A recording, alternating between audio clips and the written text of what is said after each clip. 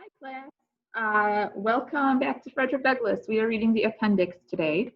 And yes, I've got these fun Christmas bows in my hair, trying to get festive for the holiday season. All right. So the appendix. An appendix is something added after the book is written.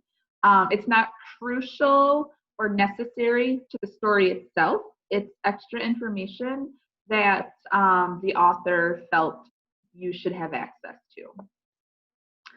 I find, since reading over the foregoing or previous narrative, that I have, in several instances, spoken in such a tone and manner respecting religion as may possibly lead those unacquainted with my religious views to suppose me an opponent of all religion. So he says, after reading this, you might think that I hate religion, that I'm against it. To remove the liability of such misapprehension, I deem it proper to append the following brief explanation.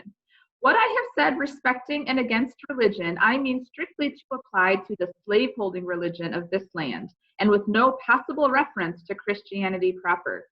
For between the Christianity of this land and the Christianity of Christ, I recognize the widest possible difference, so wide that to receive the one as good and pure and holy is of necessity to reject the other as bad, corrupt, and wicked. So he says Christianity of Christ, that would be Jesus Christ, the religion, the lifestyle that he taught is so different from the Christianity of the slaveholders that if you accept the Christianity of Christ, you have to reject this one. If you see this as good, you have to see the slaveholding Christians of the South as evil and bad. If you accept the slaveholding Christianity of the South as good, then you have to reject the Christianity of Jesus as evil and bad. You can't have them both. Okay? To be the friend of one is of necessity to be the enemy of the other. I love the pure, peaceable, and impartial Christianity of Christ. I therefore hate the corrupt, slaveholding, women whipping, cradle plundering, partial, and hypocritical Christianity of this land. Indeed, I can see no reason but the most deceitful one for calling the religion of this land Christianity. We shouldn't even be calling it Christianity because the religion in this country, particular, I think he's referring more to the South there, but we shouldn't even call it the same thing. It's deceitful, it's a lie. I look upon it as the climax of all misnomers or misnaming, the boldest of all frauds and the grossest of all libels. Never was there a clearer case of stealing the livery of the court of heaven to serve the devil in. I am filled with unutterable loathing or hatred when I think about the religious pomp and show, together with the horrible inconsistencies which everywhere surround me. We have men stealers for ministers, women whippers for missionaries, and cradle plunderers for church members. So a plunderer is a robber. So robbing the cradle, right? Because these slave children, after they're born, quite often they get sold. The man who wields the blood-clotted cowskin during the week fills the pulpit on Sunday and claims to be a minister of the meek and lowly Jesus. The man who robs me of my earnings at the end of each week meets me as a class leader on Sunday morning to show me the way of life and the path of salvation. He who sells my sister for purposes of prostitution stands forth as the pious advocate of purity. He who proclaims it a religious duty to read the Bible denies me the right of learning to read the name of God who made me. He who is the religious advocate of marriage robs whole millions of its sacred influence and leaves them to the ravages of wholesale pollution. The warm defender of the sacredness of the family relation is the same that scatters whole families, sundering husbands and wives, parents and children, sisters and brothers, leaving the hut vacant and the hearth desolate. Ooh, we see that desolate hearth again. Remember, he used that to describe when his grandma was put out in the woods by herself when she was no good for anything. So this whole long paragraph, we see someone who says they're religious and loves God, but then they do this horrible, wicked stuff. We see the thief preaching against theft, and the adulterer against adultery. We have men sold to build churches, women sold to support the gospel, and babes sold to purchase Bibles for the poor heathen, all for the glory of God and the good souls. When you see the word heathen there, heathen is a word used to describe someone who's not a Christian. Okay. The slave auctioneer's bell and the church-going bell chime in with each other, and the bitter cries of the heartbroken slave are drowned in the religious shouts of his pious master. Revivals of religion and revivals in the slave trade go hand in hand together. The slave prison and the church stand near each other. The clanking of fetters, those are the shackles, and the rattling of chains in the prison, and the pious psalm and solemn prayer in the church may be heard at the same time.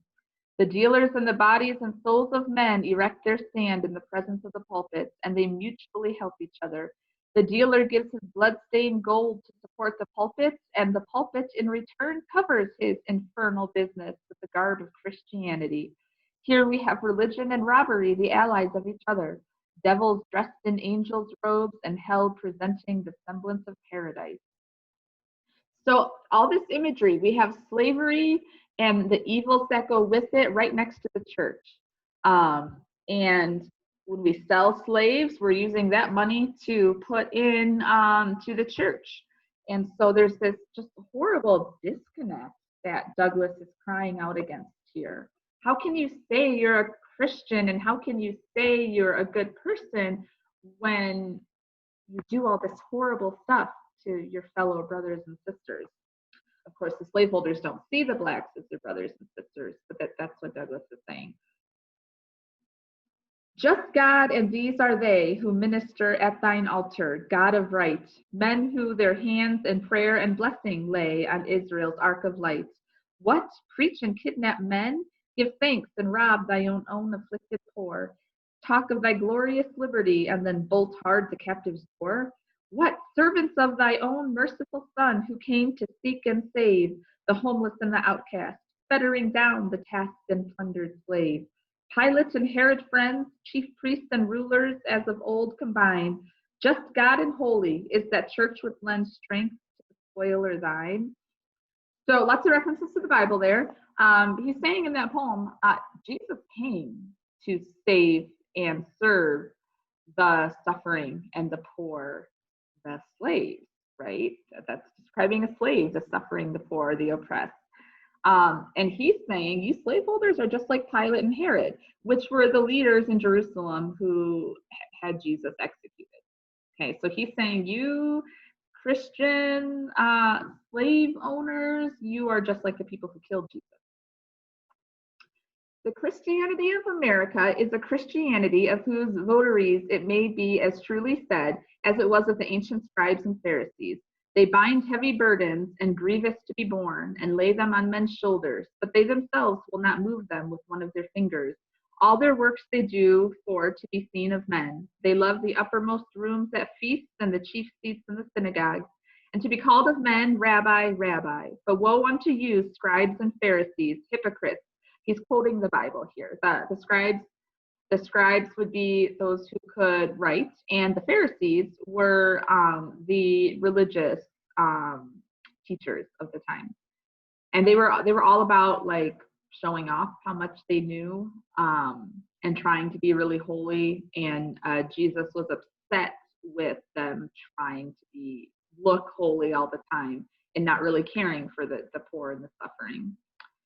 But woe unto you, scribes and Pharisees, hypocrites! For you shut up the kingdom of heaven against men. For you neither go in yourselves, nor suffer nor suffer ye them that are entering to go in. You devour widows' houses, and for a pretense make long prayers. Therefore you shall receive the greater damnation. You compass sea and land to make one proselyte, and when he is made, you make him twofold more the child of hell than yourselves. Woe unto you, scribes and Pharisees, hypocrites! For you pay tithe of mint and anise and cumin, and have omitted the weightier matters of the law, judgment, mercy, and faith. These ought ye to have done, and not to leave the other undone. So you're spending all this time like worrying about looking good on the outside, but then you're forgetting about like mercy and belief and forgiveness. Woe unto you, scribes and Pharisees. Oh, I'm sorry. You blind guides, which strain at a gnat and swallow a camel. Woe unto you, scribes and Pharisees, hypocrites, for you make clean the outside of the cup of the platter, but within they are full of extortion and excess. So looking good on the outside when you're just all dirty on the inside. Don't do that. Woe unto you, scribes and Pharisees, hypocrites, for you are like unto whited sepulchres, which indeed appear beautiful outward, but are within full of dead men's bones and of all uncleanness. Even so, you also outwardly appear righteous unto men, but within you are full of hypocrisy and iniquity. So really long quote there from the Bible. And that would be Jesus speaking. Dark and terrible as this picture, I hold it to be strictly true of the overwhelming mass of professed Christians in America. The whole nation here. They strain at a gnat and swallow a camel. So they worry about this tiny little bug that might be bad when they got this whole big problem, this camel, right? Camel being like slavery in America. Could anything be more true of our churches? They would be shocked at the proposition of fellowshipping a sheep stealer, and at the same time they hug to their communion a man stealer and brand me with being an infidel if I find fault with them for it. They attend with pharisaical strictness to the outward forms of religion, and at the same time neglect the weightier matters of the law, judgment, mercy, and faith. They are always ready to sacrifice, but rarely to show mercy. They are they who are represented as professing to love God, whom they have not seen, whilst they hate their brother, whom they have seen. They love the heathen, so the non-Christian on the other side of the globe. They can pray for him, pay money to have the Bible put into his hand, and missionaries to instruct him, while they despise and totally neglect the heathen at their own doors. So they're ready to send missionaries to Africa, or India, or Indonesia. These were places missionaries would have been going during this time to spread Christianity. And he says they're more than willing to do that, but they won't stop this horrible awfulness at their own front door, this slavery. Such is, very briefly, my view of the religion of this land. And to avoid any misunderstanding growing out of the use of general terms, I mean by the religion of this land that which is revealed in the words, deeds, and actions of those bodies, north and south, calling themselves Christian churches, and yet in union with slaveholders. It is against religion, as presented by these bodies, that I have felt it my duty to testify. So he just wants to clarify, I'm against the religion of this land that allows slaveholding to exist, that is so hypocritical. He says, I'm not against the religion of Jesus, okay? He loves the Christianity of Jesus, but he hates the Christianity of America. I conclude these remarks by copying the following portrait of the religion of the South, which is, by communion and fellowship, the religion of the North. So the religion of the South, it's the same as it's the North. Yeah, slavery is abolished or illegal up here, but we still have the same hypocritical problems, which I soberly affirm is true to the life and without caricature of the slightest exaggeration. It is said to have been drawn several years before the present anti-slavery agitation began by a Northern Methodist preacher who, while residing in the South, had an opportunity to see slaveholding morals, manners, and piety with his own eyes. Shall I not visit for these things, saith the Lord? Shall not my soul be avenged on such a nation as this? So what we're going to read here, I think he's saying, is from this Methodist preacher. It's a parody. Okay. And, well, what is a parody? A parody is it's when you redo something, but you make fun of it, right? So what always comes to mind for me is a parody being Scary Movie, and they made several of those. And they're movies that make fun of the Scary Movie genre. Come, saints and sinners, hear me tell how pious priests whip Jack and Nell. Again, verbal irony, right? How can a religious priest be whipping someone? And women buy and children sell, and preach all sinners down to hell, and sing of heavenly union. They'll bleat and baa, donna like goats, gorge down black sheep, and strain at moats, array their backs in fine black coats, then seize their Negroes by their throats and choke for heavenly union. They'll church you if you sip a dram and damn you if you steal a lamb, yet rob old Tony, Doll, and Sam of human rights and bread and ham, kidnappers, heavenly union. They'll loudly talk of Christ's reward and bind his image with a cord and scold and swing the lash aboard and sell their brother in the Lord to handcuff heavenly union. They'll read and sing a sacred song and make a prayer both loud and long and teach the right and do the wrong, hailing the brother sister throng with words of heavenly union. We wonder how such saints can sing or praise the Lord upon the wing, who roar and scold and whip and sting, and to their slaves and mammon cling in guilty conscience union. They'll raise tobacco, corn, and rye, and drive and thief and cheat and lie, and lay up treasures in the sky by making switch and house can fly in hope of heavenly union.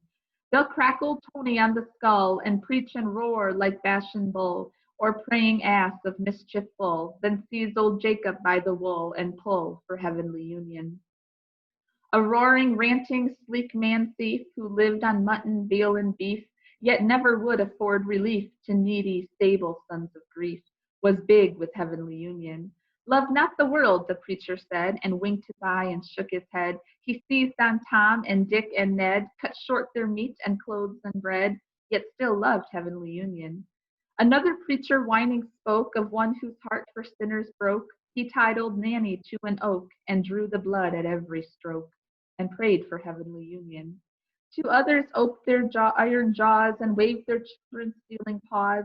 There sat their children in gewgaws by stinking Negroes' backs and maws. They kept up heavenly union.